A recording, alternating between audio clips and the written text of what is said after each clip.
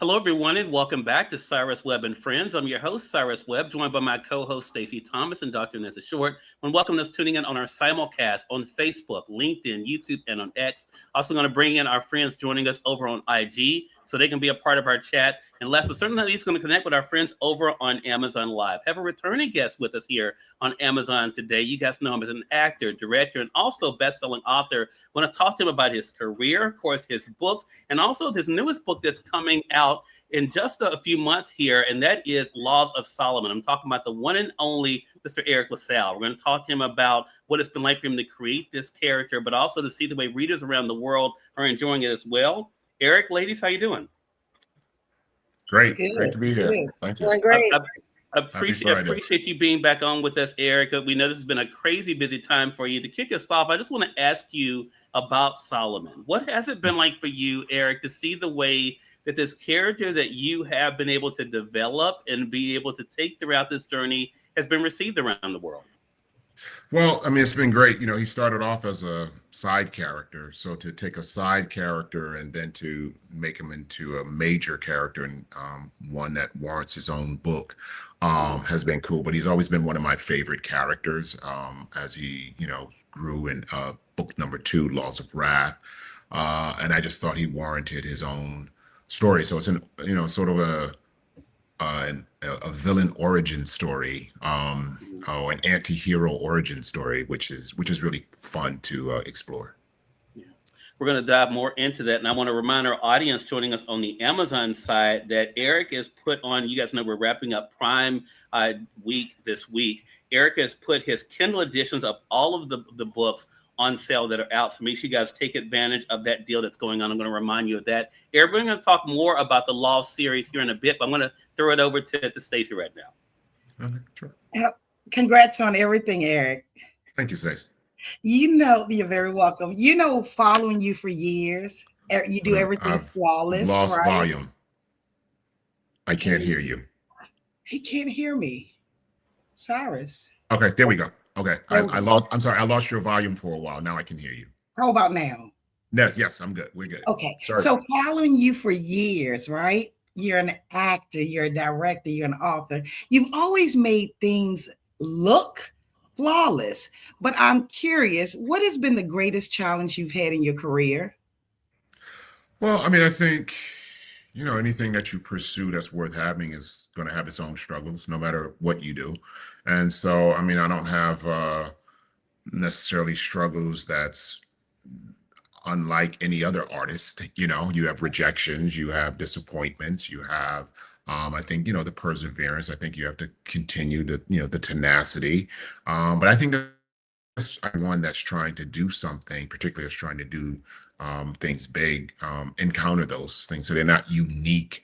I think one thing maybe that would be unique to me as far as a challenge is when you are trying to establish yourself in different disciplines and different crafts that people are used to. Sometimes there's a inherent pessimism that people kind of go, oh, he can't, when I was an actor transitioning to directing, there was some pushback. Oh, he can't, he's just an actor. Now he's trying to direct. Then you move to producer. Oh, now he's trying to, and you have to earn. And so then, of course, the biggest leap of coming from entertainment to then being an author. And it was always important to me to be accepted as a legitimate author, not a quote unquote, I hate this word, celebrity who's writing. So those have been, I think more specific to me as far as challenges. And it's all I know. You just keep doing it. You keep understanding the craft. You learn more about the craft. You study, you put in the homework, you do the time, and you grow in the craft. And then people start realizing, oh, this person takes this very seriously. And then the talent comes through. So those have been some of the challenges that I've faced.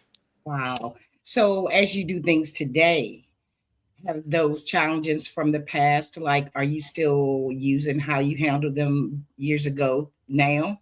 Absolutely. Yeah, that doesn't change. Yeah. I mean, like I said, it's just when I wanted to be a director, I had to show people I could direct. I had to prove there's always that period of proving yourself. And I'm built for it. So I now, I've been writing now as an author for 14 years. Wow. So I put in my time. I do the homework. I read. I study. I go to the book festivals. I put in the work.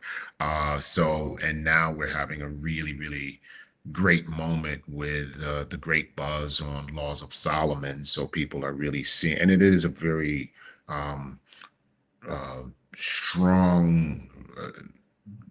It's more literary, and so people are really seeing the craft of my craft of writing, and that's what they're responding to. So it's a great moment to be a part of, because when people are commenting on how well it's written, and how much they can't put it down, then that's validation. So yeah. Wow, the passion that's coming Yes. from you. I am looking forward to seeing all that you do.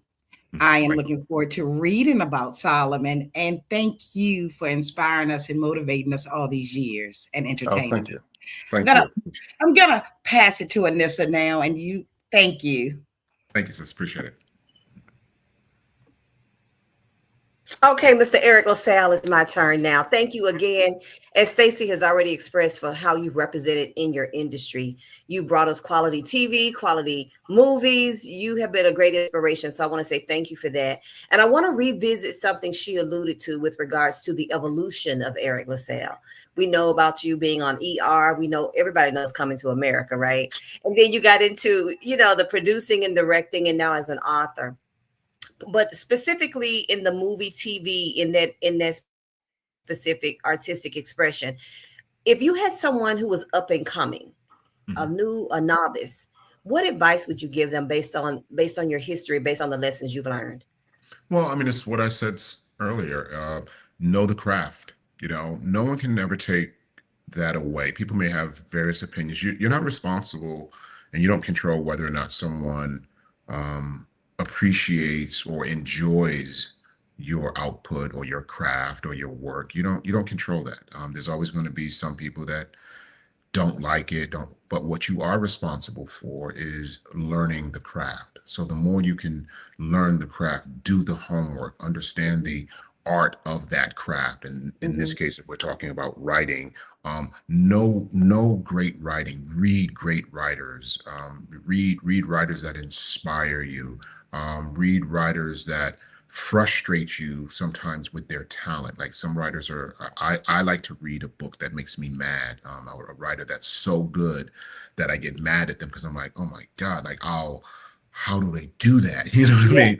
But yeah, what that does is, when I say mad, of course, I'm joking, but what that does is it motivates me to up my game. So yeah. whatever you do, so I'm constantly learning and striving to be better in this particular craft. So that's the advice I would give. And that's something no one can take away. They can say, look, this book is structurally sound.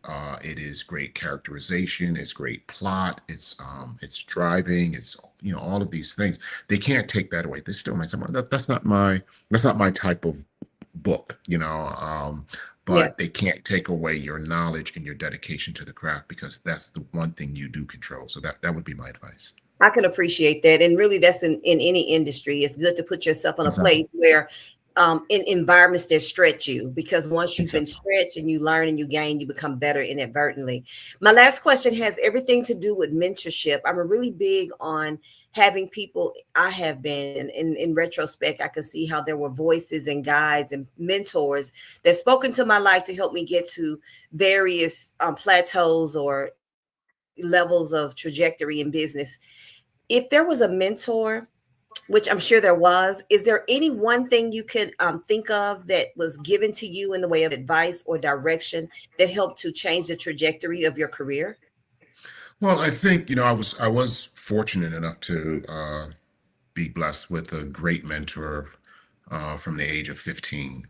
And, being in Hartford, Connecticut, there weren't a lot of artists that were saying, you can go and do this, you could do this as a living. I think it wasn't so much that it was one word. I mean, I have a lot of sentences and phrases and things that he sayings that he dropped on me as an artist. But the biggest thing was he truly taught me how to respect the craft.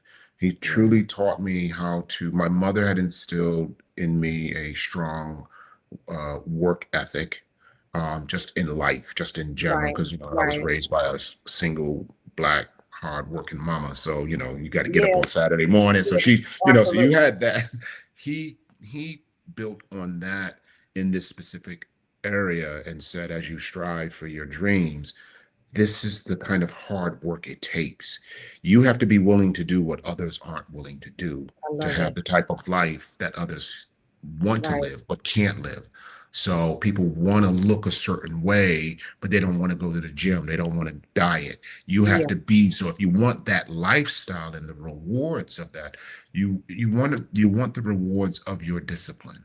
I love it. And that's what's so when I went to college and I realized I'm not going to be partying as much, I'm going to be focused on this, because I knew then if I did what he had instilled in me, I would party on another level. And so when I travel around the world, I'm, a little skinny kid from Hartford, Connecticut, but I remember when I first started traveling and I'm in Europe and I'm like, oh, this is what my hard work got me. This is the Yeah. reward. This is the Yeah. reward of my discipline. I So I understand. think that's really important for people. Yeah.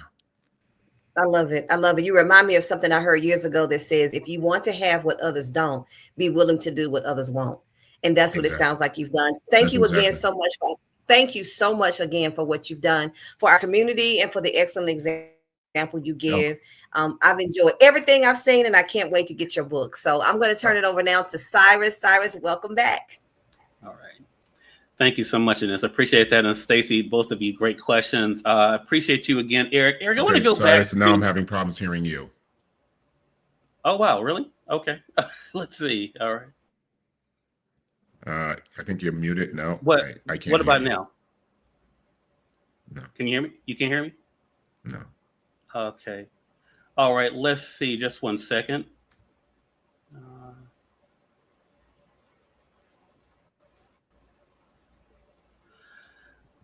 Anissa, backstage. Am I coming through backstage or no? I can hear you clearly. Okay. All right. So, So I can't hear anything. okay. Get Anissa. Let's see. Give me just 1 second. I'm gonna see if I can reset here. Okay. What about now, Eriq? Let me see.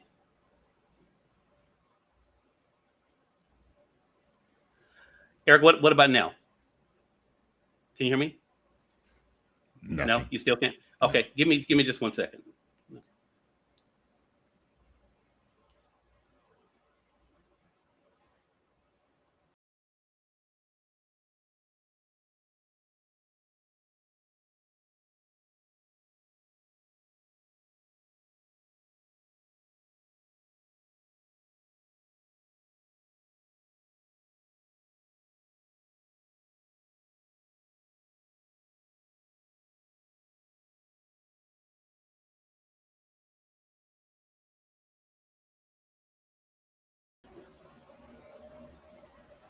All right, did a quick reset to see if that may help out. Let's see if I can bring Eriq back in. Yes, Eriq, I can. Yes. okay, great. Okay, hey, technology is great until it's not.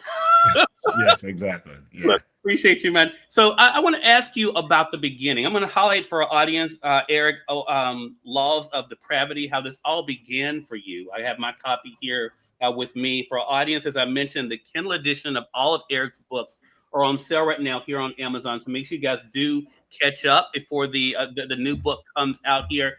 But when you were creating Kavanaugh and Freeman, Eriq, did you know from the very beginning that these were characters you wanted to be able to spend some time with and explore in different books?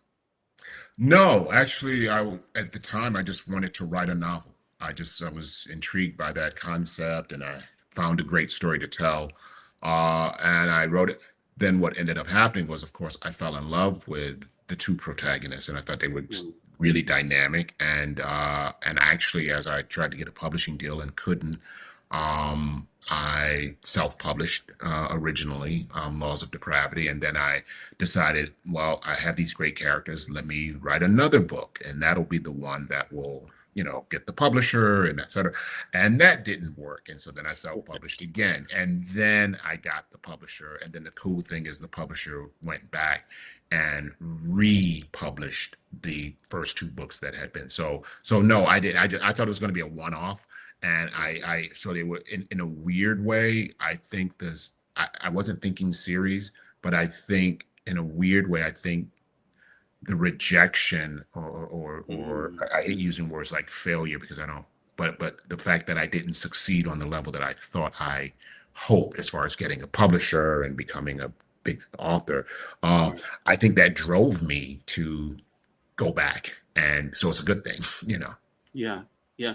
I think for myself, Eriq, and I would, suggest for anyone who's read the other books in the Law series to go back before Laws of Solomon, even though, of course, Laws of Solomon is its own story.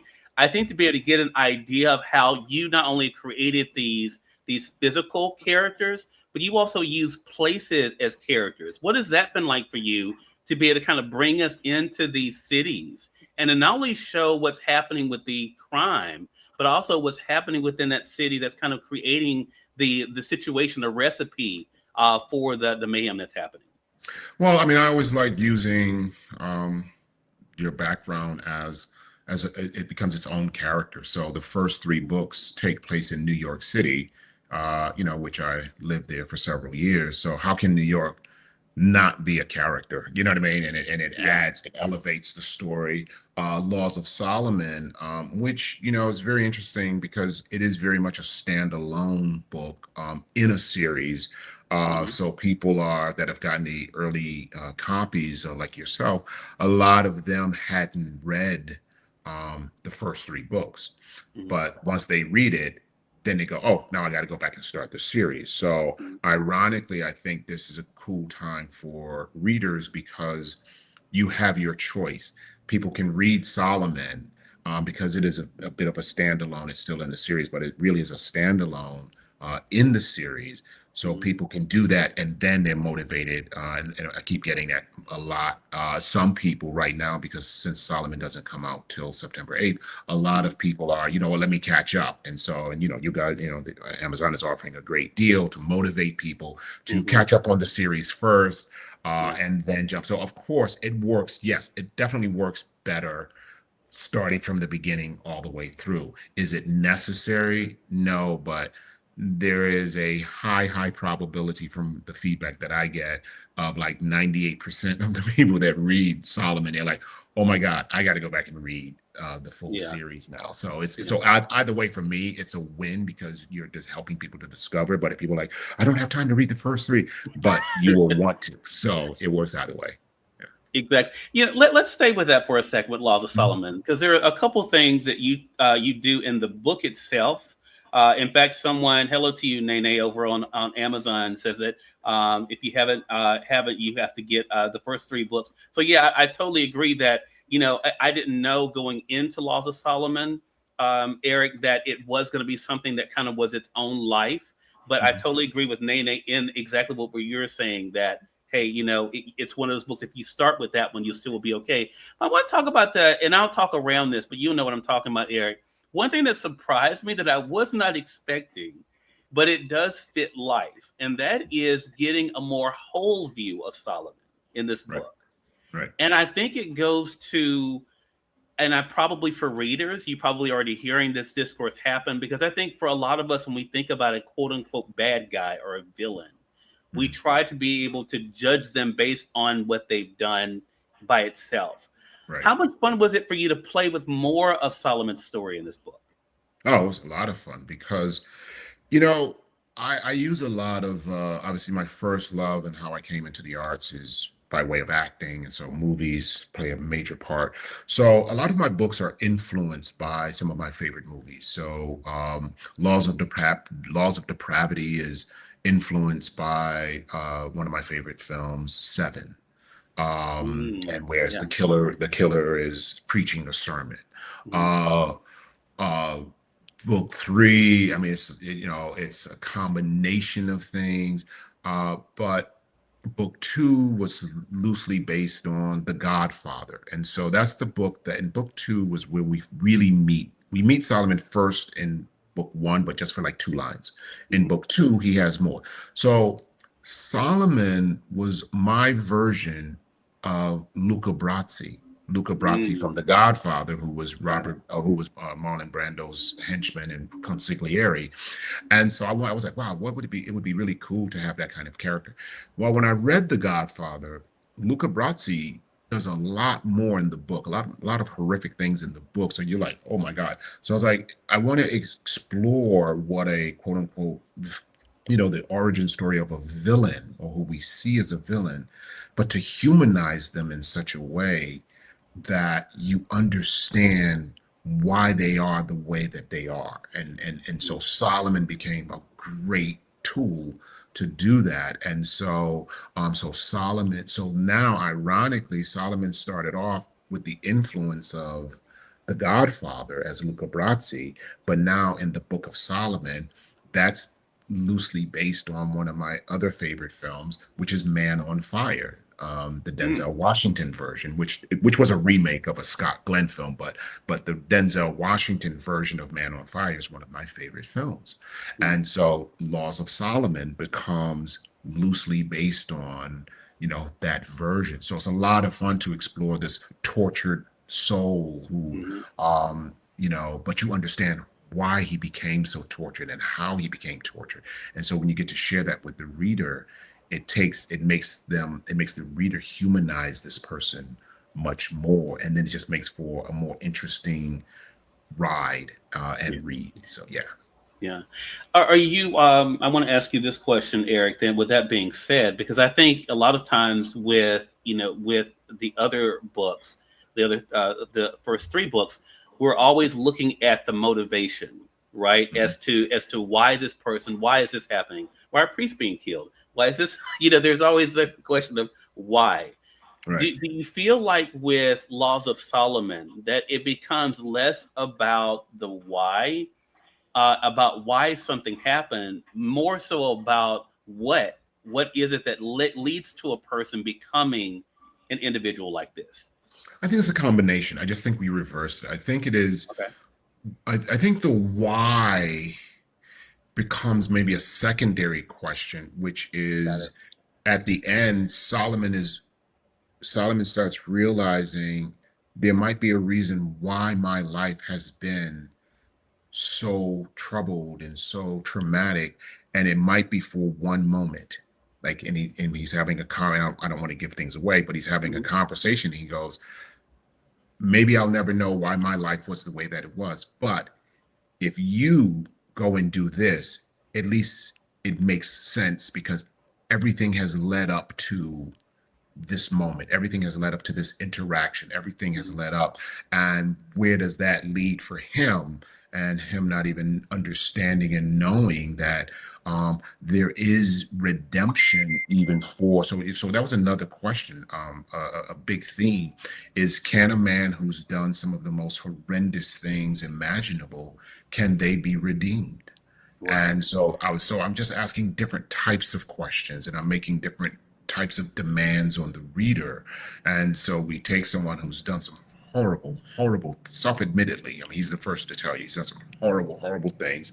He does some horrible things in this book. But it does leave you with the question of, can he even be redeemed, and should he be? And so those are the kinds of questions I was interested in asking. And I love the way it comes together. The last question I want to ask you, Eriq, and again, I appreciate this time. And again, for our audience, and I see you guys already clicking it, but if you have not pre-ordered Laws of Solomon over on the Amazon side, we do have it highlighted in our carousel, either here on the side or down below, depending on how you're watching us there on your phone or your tablet. You can go ahead and pre-order Laws of Solomon now. As you heard, Eriq said it's coming out in September the 8th. Or, of course, you can also go ahead and purchase the other 3 books as well while you're waiting on Laws of Solomon as well. I love the love letter in the beginning of Laws of Solomon. And you reference this actually with the NISA, Eriq, and that is the book community. You know, and I appreciated that so much. I was kind of surprised by that, but it's one of those things that I think people that are in the book community, we appreciate, for one, knowing that, you know, we can be a part, of cheerleading books like this, like we're able to do today, but also to help spread the word. What has that been like for you to see the love you've gotten from the book community, even outside of your work in entertainment? Well, it's great, really. I mean, it's empowering, but that empowerment goes both ways. I think, Toni Morrison said, I wrote my first book because I wanted to read it, meaning that she couldn't find what she wanted to read, so she wrote it, and then look at what it did. So I think, a lot of times when we talk about representation, whether it's racial, sexual orientation, whatever it is, ethnicity, whatever it is, you just want to be able to read things and have the option of reading things that speak to you in a very personal way. So the love that the readers show, when the reading community comes out and they show that support, you are helping to raise the type of reader that you like, to give you what you like, and I think that's it works both ways. But I just have a lot of respect for. I have a lot of readers that they've just become foot soldiers. They're just out there fighting helping me fight these wars and that is amazing for me, and I'm very grateful. And I shouted out some of them, but it's just really it's really cool when you realize this person is over here in this area of turning people on to your books, and not just turning them on, I mean passionately, and saying, you got to get this, you got this book. And so they're doing this thing because we always talk about the gatekeepers in certain institutions. And so you talk about the gatekeepers of publishing, and you talk about the gatekeepers. There aren't that many African American men in the thriller writing space. There just aren't. And so this is a genre that we are underrepresented in. I don't believe in a good Black writer or a good white writer. I believe in good writers. We don't, oh, that's a good white writer. We never say that. We never, you know what I mean? We just say, oh, that's a good writer. It's a good, Steven Spielberg is a good, oh, he's a good Jewish filmmaker. No, he's a great filmmaker. And so I think we now get to become a part of that because we have these armies of people that say, hey, whoa, this guy has to be. And so I love seeing, 5 people from this one person, they spread out, and then 30 people from those 5, and it just keeps growing. So it's an amazing thing, and that's why I felt a need to acknowledge them and let them know I don't take it for granted. I appreciate the readers, I appreciate the passion, I appreciate being foot soldiers and helping me to do this, and it has. Particularly with Solomon, it's growing exponentially, and there's a lot of buzz because of that, and that comes from the readers. Yeah. Well, we appreciate you so much, Eriq. We have 277 over on the Amazon side, and of course, our audience joining us across social media. Again, I want to invite you guys to go ahead and pre-order Laws of Solomon now. You can pre-order it, of course, in your favorite format, but also go ahead and pick up the other books in the Law series. As I mentioned, the Kindle editions of those books are available now. They're on sale. I want to thank again, of course, our co-host for today, Stacey Thomas, also Dr. Nessa Short. Thank you all so much. Eriq, congratulations again to you on all of your success. Well-deserved. How can our audience stay connected with you? I'm on my socials. I am Eriq LaSalle on Instagram. I'm on Threads, Facebook, so pretty easy. And also I have a website. I am Eriq LaSalle, and a lot of readers are joining that. So all of that is on my socials. But we're getting that's constantly growing. And that way I talk specifically to readers, even more so than just the regular social. So either way, so I'm on the major socials, and the website is definitely a way to connect as readers to writer. Love that. Well, Eriq, congratulations again. Thank you for the time, and looking forward to our next conversation together. Same here. Great to see you again. Thanks, ladies. It was a pleasure meeting you guys. Thank you so much. Thank you. Have a great day. Thank your audience for tuning in to another great segment of Cyrus Webb and Friends. Until next time, you all make it a great one. We'll talk to you soon. Take care. Take care. All right.